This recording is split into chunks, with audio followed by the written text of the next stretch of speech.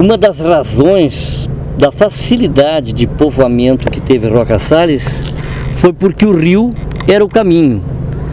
Barcos aportavam por aqui, barcos trouxeram alguns, mas a imigração alemã ela veio através do rio. Após terem se estabelecido em Conventos Vermelhos, como é que elas faziam para viajar a Porto Alegre, para ir à capital? Os barcos é que aportavam. Foi construído um porto fluvial, que durante muitos anos funcionou.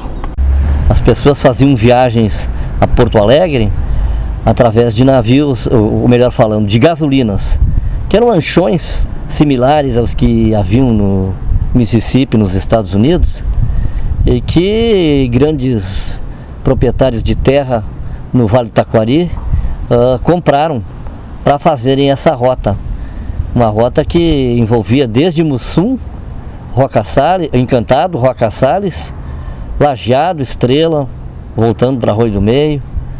Então, durante muitos anos, até o início dos anos 30, era comum as pessoas saírem daqui de gasolina rumo a Porto Alegre.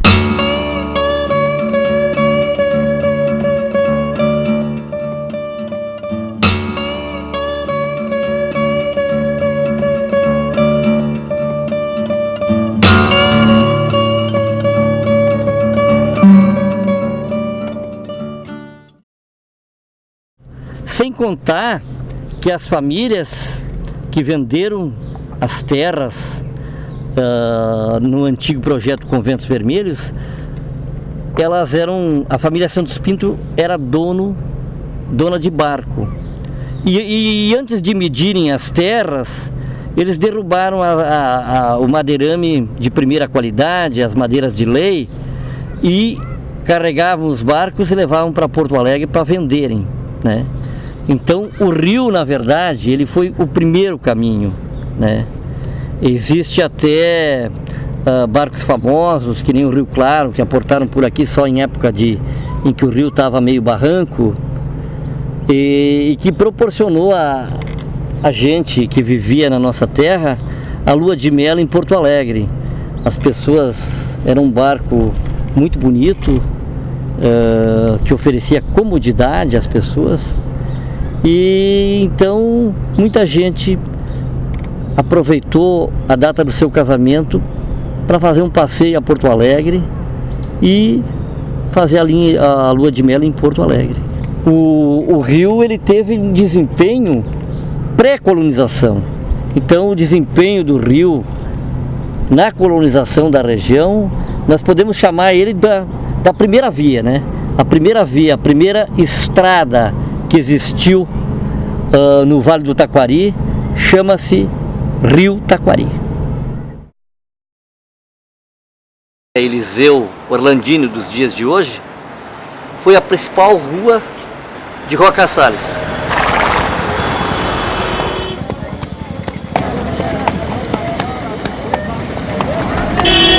O Café Royal foi durante muitos anos o point da cidade.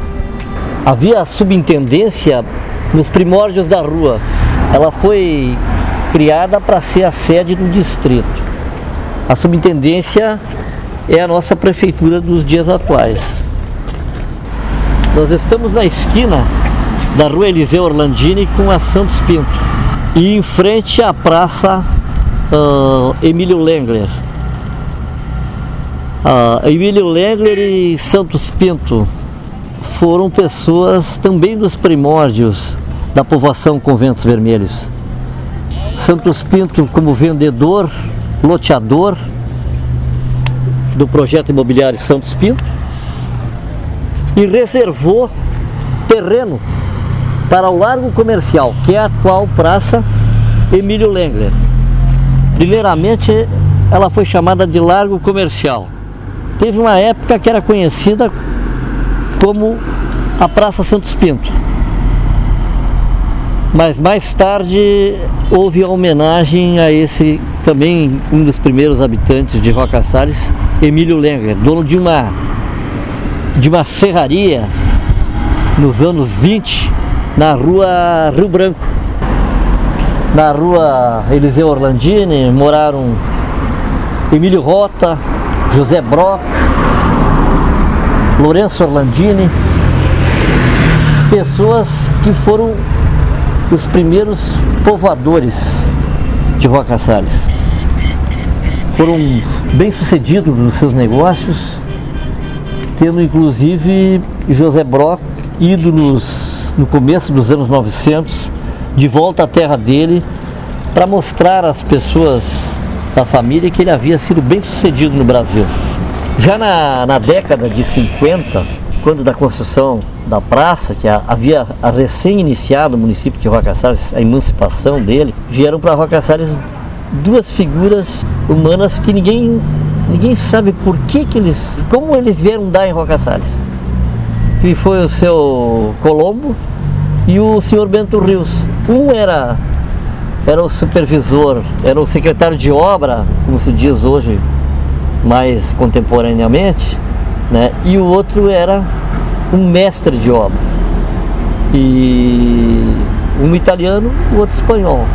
O espanhol construiu a praça, né? Era frequentador do Café Royal e era um homem de uma língua muito ferina. Então ele tinha uma gozação muito forte, né? Ele era um mestre em avacalhar o semelhante quando ele não simpatizava com a pessoa. O Bento Rios, construtor da Praça de Roca.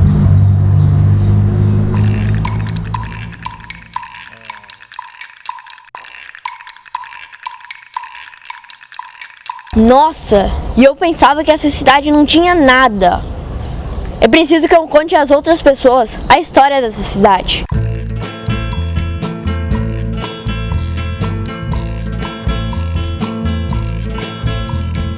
From the dusty mesa, a looming shadow grows, hidden in